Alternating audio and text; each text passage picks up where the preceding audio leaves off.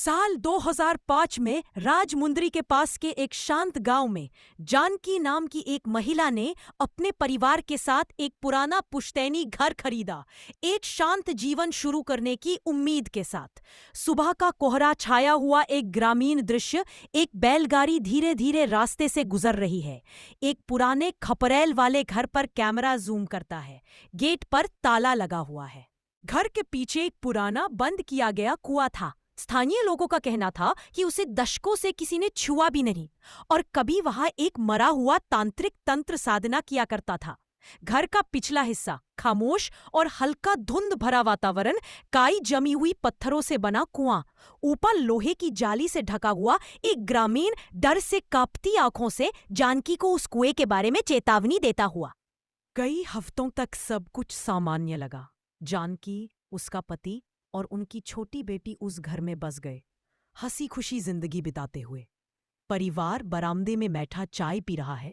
लगभग 6 साल की बच्ची गुड़ियों से खेल रही है। घर के पीछे सूरज अस्त हो रहा है। एक शांत, सुखद वातावरण। लेकिन एक रात ठीक 12 बजे कुएं की दिशा से गूंजती हुई गहरी आवाजें आने लगी। ऐसा लग रहा था जैसे कोई या कुछ पानी में चल रहा हो। घड़ी में 12 बजते हुए दिखाई देना। कैमरा धीरे धीरे घर के पिछवाड़े की ओर पैन होता है। पानी में तरंगों की आवाज, कुएं के पास एक परछाई दिखाई देती है, एक हल्की सी छपाक और किसी अनजानी भाषा में धीमी बड़बड़ाहट। अगली रात उनकी बेटी नींद में बात करने लगी, अजीब शब्दों को दोहराते हुए फिर से वही शब्द, वही। लड़की नींद में तड़प रही है। उसके बंद आंखों और होठों का क्लोजअप धीरे धीरे फुसफुसाते हुए माता पिता चौंक जाते हैं। माँ बेटी को कसकर पकड़ लेती है। पृष्ठभूमि में टिमटिमाती हुई रात की दिया, नाइट लैंप। इस कुएं से एक आत्मा बंधी हुई है, एक तांत्रिक जो एक निषिद्ध तंत्र क्रिया के दौरान मारा गया था। अब वही आत्मा तुम्हारी बेटी को छू चुकी है। पंडित रुद्राक्ष माला और विभूति भस्म के साथ चलते हुए दिखाई देता है। वह कुएं का निरीक्षण कर रहा है, ध्यान से देखते हुए। घर के अंदर से लड़की बिना पलक झपकाए खाली नजरों से देख रही है। पंडित ने उसी रात शुद्धिकरण का अनुष्ठान करने का निर्णय लिया। जैसे ही उसने मंत्रोच्चार शुरू किया, हवा भारी हो गई, कुआं हिलने लगा। लड़की जोर से चिल्लाई।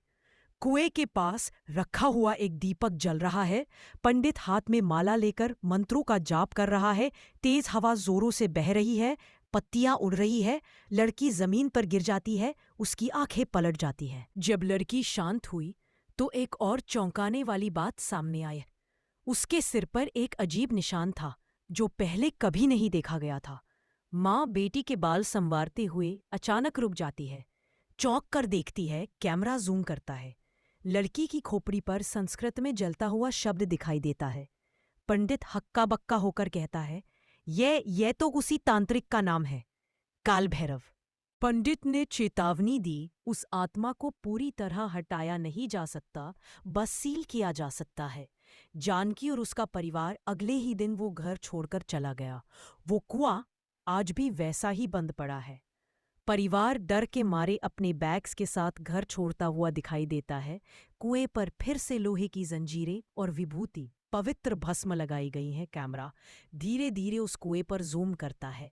एक धीमी सी फुसफुसाहट गूंजती है, फिर से। कुछ कुएं सिर्फ पानी नहीं रखते, वो आवाजें जिंदगी